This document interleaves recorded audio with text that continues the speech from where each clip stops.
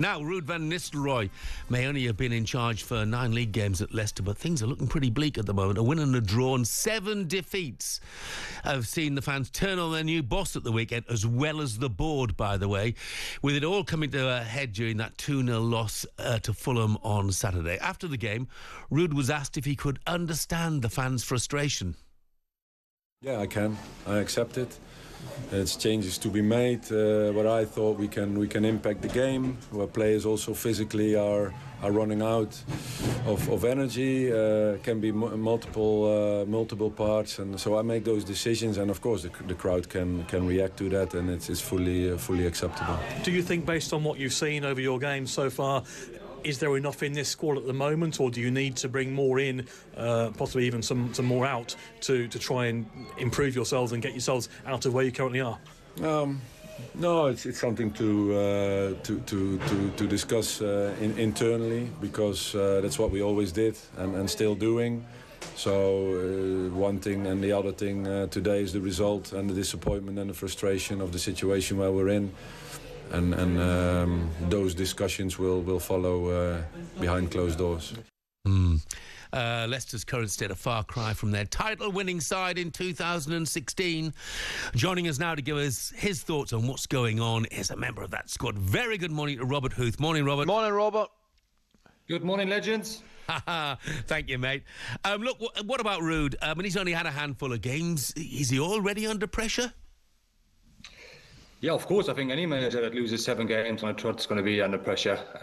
It doesn't help that the fans kind of starting to get on the club's back. So it's a difficult situation for the club to be in. But, there's still only 2 points of safety. It's not all bad. It's very easy to sort of, get negative about it. But as of today, they're 2 points adrift, so that's definitely manageable to get out of it. Robert, see, before I go back to the current Leicester team, I wanted to ask you about that your own Leicester team, which arguably provided one of the greatest sporting, I think, achievements in history. Do you see any similarities this year with the Forest team? And is there any chance Forest could do it? Yeah, of course. I mean, it's good to see that, the sort of smaller club are challenging up on top of the league. But as much as I want them to do well, I certainly don't want them to win the league. Leicester supporters wouldn't forgive me if I wanted to. But no, they're having an absolute fly-over season and deservingly being up there at the moment. And yeah, for sure, they're in the race. It's come to the important part of the season, and they're just keep on going. When I look back at your triumph in the Premier League, Robert, I mean, one of the things that you noticed there immediately is the number of clean sheets that you had. Compare and contrast with now. I mean, it's an astonishing figure, but last 13 games in all competitions, Leicester have conceded at least 2 goals in every one of those 13 games. You're not going to win many matches, are you, unless you're tighter at the back? No, and obviously I was a defender, so I took great pride in keeping a clean sheet. And also, it's not fair on the strikers and the attackers to always having to score 2-3 goals to win a game. It's very unrealistic. You can do it for 1 or 2 games, but over the season, clean sheets keep you in the game. I only need to score 1 goal, but it's been really worrying the amount of goals Leicester have conceded. I know Ruud's tried to be a bit more defensive in the last couple of games, but it hasn't quite worked out. But it just comes down to the basics, like blocking shots, stopping crosses, and that's been missing for the last, certainly the start of the season, that's for sure. Robert, what about the I'm looking at the bottom of the league at the moment, obviously Southampton, Leicester, Ipswich, and I'm thinking back to last year. It's clearly that those statistics would tell you it's getting harder and harder for newly promoted sides to survive. Yeah, along with PSR for sure. Back in the day when the teams got promoted, you were able to spend a bit of money, improve your squad. That's kind of not the case at the moment. The good thing for Leicester at the moment, being in a position, they still have to play all the teams around them. They have to play Southampton at home, Wolves away, Ipswich at home. So it's still in their hands.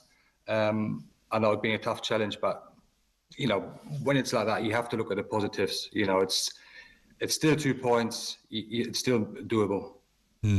Obviously tonight, Robert, Another one of your old clubs, Chelsea, in action against Wolves. Look, I mean, a little wobble for Chelsea, but I guess it was to be expected at some stage this season where they've, I think most people would agree, they've really exceeded expectations. Yeah, myself included. I certainly didn't think they'd be, in the top 4 for so long, or certainly at the start of the season. Little dip, as you mentioned, along with other teams finding form as well. So it's a difficult time for them as well.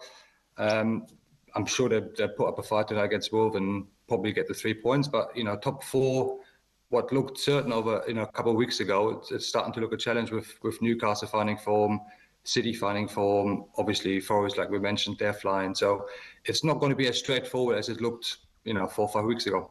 I've got to say though, I mean, I've been quite impressed with Enzo Maresco at Chelsea, Robert. I think he's come in and the first thing he's kind of done is he's got his own squad. One of the few managers that's probably gone to a club and had to trim a squad initially. Most managers go to clubs and they want to bring people in, but he had to trim it.